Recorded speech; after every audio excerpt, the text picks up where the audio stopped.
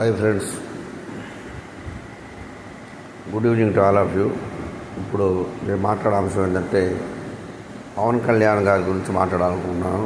ఎందుకంటే పవన్ కళ్యాణ్ గారు మరి వారిని నమ్మాం మేమంతా కూడా. ఎందుకంటే ఆయన మాట్లాడిన మాటలను బట్టి, ఆయన చెప్పిన విధానాన్ని బట్టి నేను కూడా కానిస్టేబుల్ కొడుకునే, మా నాన్న కూడా కానిస్టేబుల్గా పనిచేసి రిటైర్డ్ అయ్యాడు. మా నాన్న ఎన్నో ఇబ్బందులు పడ్డాడు మమ్మల్ని చదివించడానికి. మా అమ్మగారు కూడా ఇప్పుడు పెన్షన్ మీద బతుకుతున్నారు అని చెప్పారు. మేమందరం నిజంగా నమ్మాం. తర్వాత చూస్తే ఒక సంవత్సరంలో సిపిఎస్ మీద ఏదో ఒక అంశం తేలుస్తానన్నాడు. అది దాని గురించి పట్టించుకోవడం మర్చిపోయారు. తర్వాత చూస్తే ఇప్పుడు ఈ క్యాబినెట్ మీటింగ్, ప్రతి క్యాబినెట్ మీటింగ్ ఎంతో ఆశకు ఎదురు చూడటం, కానీ చివరికి ఒట్టిత్ర మంచినీళ్ళలాగా ఏమి ఉద్యోగుల సమస్యల మీద ఎలాంటి డిస్కషన్ కానీ ఏం పట్టించుకోవడం కానీ ఏం లేదు. ఇప్పటికి ఎన్ని క్యాబినెట్ మీటింగ్ జరిగినాయి? 16 నెలలు అయిపోయింది. ఇంతవరకు ఎలాంటి రియాక్షన్ లేదు. మరి ప్రతి క్యాబినెట్ మీటింగ్లో కూడా ఇంచుమించుగా మీరు కూడా పాల్గొని ఉంటున్నారు పవన్ కళ్యాణ్ గారు. ఇందులో మీకు కూడా ఇప్పుడు కూటమి అధికారం రావడానికి మీరు కూడా ఒక ముఖ్య కారకులు. అలానే మేము కూడా మిమ్మల్ని నమ్మాం.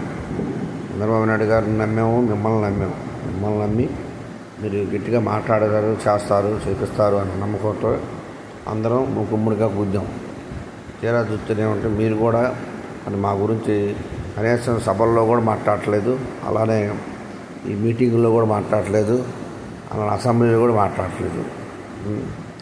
మరి ఒక ఆయన మాట వారం అన్నాడు. ఆ వారంలో ఆయన ఎన్నో వారం కలిసి ఇప్పుడు ఇంట్లో కొనుక్కున్నాడు ప్రశాంతంగా. మరి మీరు సంవత్సరం అన్నారు, ఇప్పుడు సంవత్సరం అయిపోయి 4 నెలలు అవుతుంది. మీరు కూడా మరి ఏంటి మరి ఇంతవరకు ఎలాంటి చర్య తీసుకోవట్లేదు.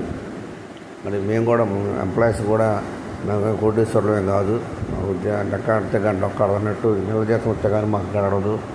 మాకు ఈఎంఐలు చాలా సరణాలు ఉన్నాయి. మరి మాకు రావాల్సిన ఈ జగన్ గారి ప్రభుత్వంలో ఎన్నో ఏమి ఇవ్వకుండా పోయాడు ఆయన. మరి మీరన్నా వచ్చినాక ఎన్నో హోప్స్ పెట్టుకున్నాం. మీరు ఒక 7,000 కోట్లు రిలీజ్ చేసి అది పాత పెన్షన్ వాళ్ళకి పిఎఫ్లో అవన్నీ ఇచ్చారు. సిపిఎస్ వాళ్ళకి ఇంతవరకు ఆ ఏరియర్స్ కూడా ఇంతవరకు ఒక్క ఏరియర్ రాలేదు. అలానే దానికోసం మా సిపిఎస్ ఏపీ సిపిఎస్ అధ్యక్ష ప్రధాన కార్యదర్శులు బాజీ పఠాన్ గారు, అలానే మా కరీం రాజేశ్వరరావు గారు ఎంతో కష్టపడి హైకోర్టులో కూడా కేసు వేశారు. మరి అక్కడ దాకా ఎందుకంటే మీరు కొంచెం చేయండి, పట్టించుకోండి, మాకేదో న్యాయం చేయండి పవన్ కళ్యాణ్ గారు. Thank you sir.